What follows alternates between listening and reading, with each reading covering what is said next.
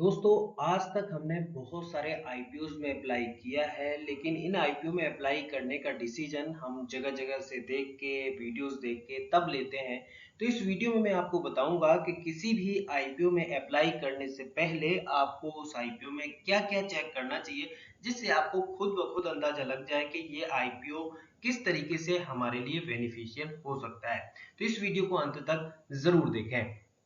सबसे पहले यहाँ पर हम इंट्रोडक्शन की अगर बात करें, तो जो आईपीओ होता है वो इनिशियल पब्लिक ऑफरिंग होता है। जो कंपनी है जब पहली बार मार्केट में लिस्ट होती है तो अपने शेयर सेल करती है, उसको आईपीओ बोलते हैं। और एवरी आईपीओ लुक्स अट्रैक्टिव, मतलब इनका कहने का ये है कि हर आईपीओ अच्छा दिखता है, लेकिन उसकी कुछ चीजें जो है हमें चेक कर लेनी चाहिए कि ये आईपीओ में लॉन्ग टर्म के लिए फायदा देगा या नुकसान देगा। दोस्तों, इस वीडियो में हम यही सब सीखेंगे कि कैसे एक आईपीओ को अच्छा है या बुरा है हम पहचानते हैं। तो सबसे पहले बात करें कंपनी फंडामेंटल्स की। कंपनी फंडामेंटल्स में आता है कंपनी का बैकग्राउंड कैसा है और बिजनेस मॉडल क्या है, यानी कि कंपनी कितने समय से काम कर रही है और किस बिजनेस में है, ये बिजनेस आगे ग्रो हो सकता है या नहीं हो सकता है, इसके बारे में ध्यान देना जरूरी है। रेवेन्यू ग्रोथ क्या है, पिछले 3 से 5 सालों में कंपनी का जो रेवेन्यू है, प्रॉफिट है, वो किस तरीके से बढ़ा है तो कितना बढ़ा है, घटा है तो कितना घटा है, वो सब चीजें जानना जरूरी है। तीसरी बात है प्रॉफिटेबिलिटी एंड मार्जिन, प्रॉफिट कितना है और जो प्रॉफिटेबिलिटी मार्जिन है वो कितने अंतराल से, कितने परसेंट से साल दर साल ग्रो हो रहा है। चौथा है डेट लेवल कितना है, कैश फ्लो है कितना है कंपनी का, वो सब चेक करना रहता है। और कॉम्पिटिटिव एडवांटेजेस यानी बिजनेस मोड, ये सब पता करना बहुत जरूरी है। ये सब चीजें आपको आसानी से जगह जगह मिल जाएंगी, और आपको अगर ये सब आप देखेंगे तो कंपनी का एनालिसिस करना भी आपको बड़ी अच्छी तरीके से आ जाएगा। दूसरा है प्रमोटर्स एंड मैनेजमेंट। देखिए, प्रमोटर्स होल्डिंग एंड रेपुटेशन, ये बहुत ज़रूरी है, क्योंकि जब भी आप कोई शेयर खरीदते हैं आप सोचते हैं कि अरे ये इतने फेमस ग्रुप का शेयर है तो खराब थोड़ी हो सकता है। तो प्रमोटर्स की एक जो रेपुटेशन है वो मार्केट में बहुत ज़्यादा अहम भूमिका निभाती है। तो जो भी आईपीओ आता है उसके प्रमोटर्स कैसे हैं और वो किस किस कंपनी के ओनर हैं, उन्होंने फ्यूचर में कैसा कैसा, पास्ट में कैसा परफॉर्मेंस किया है, वो सब जानना ज़रूरी होता है। एक्सपीरियंस एंड ट्रैक रिकॉर्ड उनका कैसा है वो आपको जानना ज़रूरी है। कॉर्पोरेट गवर्नेंस एंड ट्रांसपेरेंसी कितनी रखते हैं, कहीं कोई घपला सामने तो नहीं आया इनका। और higher promoter confidence better reliability, यानी अगर जो प्रमोटर्स हैं उनका कॉन्फिडेंस किसी कंपनी में हाई है तो निश्चित रूप से आपको बिल्कुल श्योर हो जाना चाहिए कि ये कंपनी अच्छा कर सकती है। दोस्तों, अगर नेक्स्ट बात करें तो आईपीओ डिटेल्स, ये तो आप सभी देखते ही होंगे, जगह जगह पर आपको मिल जाता है। इशू साइज क्या है, प्राइस बैंड क्या है, लॉट साइज क्या है, मिनिमम इन्वेस्टमेंट क्या है, फ्रेश इशू है कि ऑफर फॉल सेल क्या है। देखिए, फ्रेश इशू का जो पैसा जाता है वो कंपनी के पास डायरेक्टली जाता है, लेकिन जो ऑफर फॉर सेल का पैसा होता है, जो इसके एग्जिस्टिंग शेयर होल्डर्स होते हैं, वो ये ऑफर फॉर सेल के जरिए भेजते हैं और सारा पैसा उनके पास जाता है, तो ये कंपनी में पैसा नहीं आता। तो डायरेक्टली रूप से फ्रेश इशू अगर जितना ज्यादा होगा वो शेयर अच्छा वो आईपीओ अच्छा माना जाता है। लिस्टिंग एक्सचेंज कौन कौन से हैं, एनएससी बीएससी, ये सब जो नॉर्मल सी इन्फॉर्मेशन है जो आप जरूर देखते होंगे, वो यहाँ पर दी हुई है।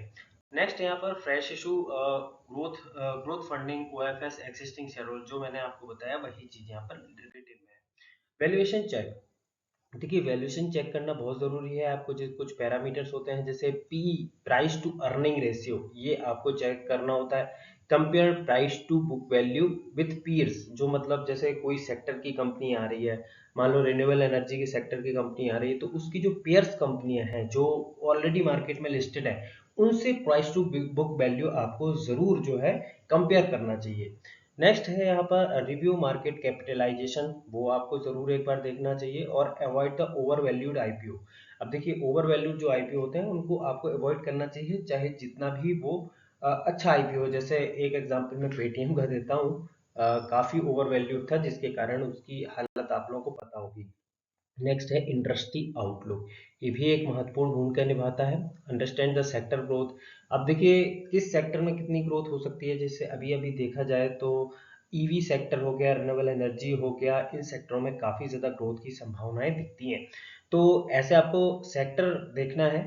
Check the government support and regulation, अब देखिए जितने भी सोलर जो पीवी से पैनल लगते हैं उसमें गवर्नमेंट का काफी सब्सिडी भी मिलता है और सपोर्ट भी रहता है, ईवीज में भी रहता है। तो जहां गवर्नमेंट का सपोर्ट रहेगा वो सेक्टर काफी अच्छा ग्रो करने की संभावना होती है, तो वो भी आपको चेक करना है। नेक्स्ट है एक्सेस रिस्क, कंपटीशन, डिमांड और प्राइसिंग, तो ये चीजें आपको चेक करनी है। और नेक्स्ट है ये strong company in weak sector, risky bet, यानी कि स्ट्रॉन्ग कंपनी, अच्छी कंपनी है, बहुत फाड़ू कंपनी है, अच्छा प्रॉफिट कर रही है, लेकिन सेक्टर उसका खराब है, किसी खराब सेक्टर से बिलोंग करती है, तो निश्चित रूप से ये आपके लिए रिस्की हो सकता है, यहाँ पर आपको बताया गया है। नेक्स्ट है आपका ग्रे मार्केट प्रीमियम। अब देखिए ग्रे मार्केट प्रीमियम तो आप सभी देखते हैं, GMP shows the pre listing demand sentiment, मतलब सेंटीमेंट कैसा है, लोग कितना पसंद कर रहे हैं, कितना उस शेयर की डिमांड है, वो यहाँ पर बताता है। पॉजिटिव जीएमपी स्ट्रॉन्ग डिमांड, अगर पॉजिटिव जीएमपी जितना ज़्यादा है तो मतलब बहुत ज़्यादा डिमांड इस शेयर की होती हुई नजर आ रही है ओपन मार्केट में, या कह लें कि प्री लिस्टिंग में। और अगर but GMP is not guaranteed indicator, मतलब जीएमपी से आप श्योर शॉट अंदाजा नहीं लगा सकते कि मार्केट में क्या होने वाला है ना। Use GMP only for reference not decision maker, यहाँ पर साफ साफ बताया गया है, जीएमपी को केवल रेफरेंस ले सकते हैं कि बहुत ज्यादा मान लो 50% जीएमपी चल रहा है, तो हाँ एक अंदाजा लेने के लिए ले सकते हैं, बट इसको टोटली डिसीजन मेकर मत बनाए कि इसी के बिहाफ पे डिसीजन ना लें, ऐसा बताया गया है यहाँ पर। नेक्स्ट बता यहाँ पे है फाइनेंशियल परफॉर्मेंस स्नैपशॉट। तो फाइनेंशियल अगर देखें तो 3 से 5 साल के फाइनेंशियल आपको चेक करने होते हैं, जैसे कि एग्जांपल यहाँ पर बताया गया है कि अगर हम रेवेन्यू, प्रॉफिट और मार्जिन डेट की देखें तो किसी एक्स वाई जेड कंपनी की मान लो 2022 में 500 करोड़ की रेवेन्यू है, 45 करोड़ उसका प्रॉफिट है, 9% का प्रॉफिट मार्जिन है और 0.4% का डेट इक्विटी यहाँ पर दिख रहा है। 2023 में अगर देखें तो 620 करोड़ का रेवेन्यू हो गया, 60 करोड़ का प्रॉफिट हो गया, 9.7% का मार्जिन बढ़ के हो गया और 0.3 का डेट इक्विटी रेशियो यहाँ पर हो गया, तो ये बेटर हो रही है। तो यहाँ पर आगे अगर देखेंगे तो revenue and profit rising and strong performance, इसको हम स्ट्रॉन्ग परफॉर्मेंस बोलेंगे। अगर पिछले साल की तुलना में कंपनी रेवेन्यू और प्रॉफिट अच्छा कर रही है तो ये निश्चित रूप से स्ट्रॉन्ग बोला जाएगा। रिस्क फैक्टर कौन कौन से होते हैं, market volatility and weak listing performance, है ना ये। और दूसरा है ओवर वैल्यूएशन रिस्क, अगर ओवर वैल्यूड आईपीओ में अप्लाई कर दिया तो वो एक रिस्क रहेगा।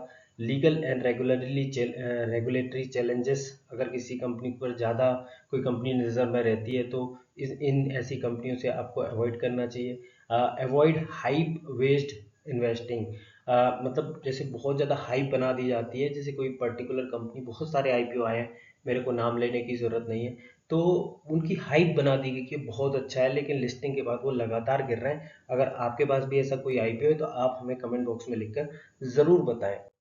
नेक्स्ट यहाँ पर कंपैरिजन एग्जाम्पल, कैसे कंपेयर करना है वो एग्जाम्पल दिया है। कंपेयर आईपीओ और विथ लिस्टेड पीयर्स।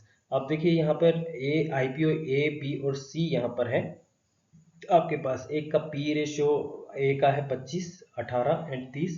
अगर हम बात करें प्रमोटर होल्डिंग की तो 65, 72, 40।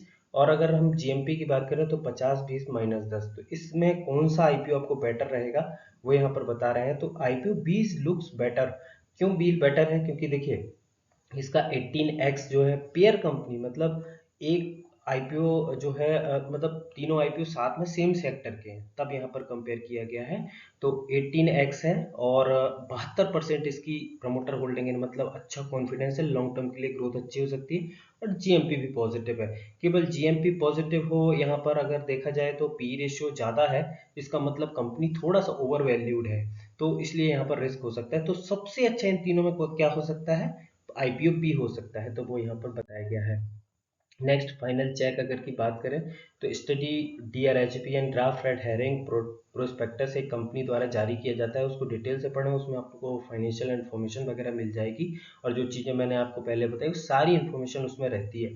कंपेयर वैल्यूएशन विथ पीयर्स, यानी जो कंपनी मार्केट में ऑलरेडी लिस्टेड है, जिस सेक्टर का आईपीओ है उस सेक्टर की जो भी कंपनी मार्केट में लिस्टेड है उस कंपनियों से उसका कंपेयर ज़रूर करें, उनके पी रेशियो और बुक वैल्यू का ज़रूर कंपेयर करें। रिव्यू फाइनेंशियल हेल्थ, जो फाइनेंशियल हेल्थ की वही बात कर रहे हैं, फाइनेंशियल वो आपको जरूर चेक करनी चाहिए। प्रमोटर होल्डिंग, प्रमोटर की बैकग्राउंड जरूर चेक करनी चाहिए। चेक सब्सक्रिप्शन ट्रेंड है, जब आप आईपीओ 3 दिन के लिए ओपन होता है तो तीनों भी सेक्टर में जो है आपको ट्रेंड चेक करना चाहिए कि कहाँ कितना सब्सक्रिप्शन हो रहा है, कितने गुना सब्सक्रिप्शन हो रहा है। देखिए जितने ज़्यादा आईपीओ में सब्सक्रिप्शन होगा उतना ज़्यादा आपको लिस्टिंग गेन और लॉन्ग टर्म परफॉर्मेंस मिलने की संभावना होती है, क्योंकि उतनी ज़्यादा उसकी डिमांड होती है। तो ये आपको ध्यान रखना है, excess listing gain versus long term potential, ये आपको ध्यान में रखना है।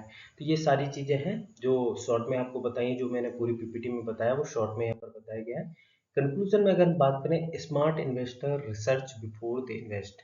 देखिए जो स्मार्ट इन्वेस्टर होते हैं वो पहले रिसर्च करते हैं, उसके बाद ही इन्वेस्ट करते हैं, किसी के बताने में नहीं आते। तो मैंने वही बताया आपको कि कैसे आप स्मार्ट बन सकते हैं और पहले रिसर्च कर सकते हैं।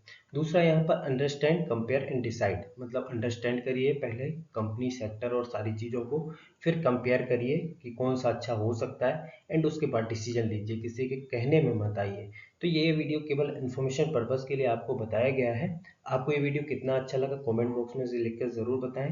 अपने फैमिली, फ्रेंड्स, बाकी सारे लोगों को ये शेयर करें, जिससे सबको पता चल सके कि आईपीओ में इन्वेस्ट करने से पहले आपको क्या क्या चीज़ें चेक करनी चाहिए। तो दोस्तों इस वीडियो में इतना ही। आज की धन्यवाद।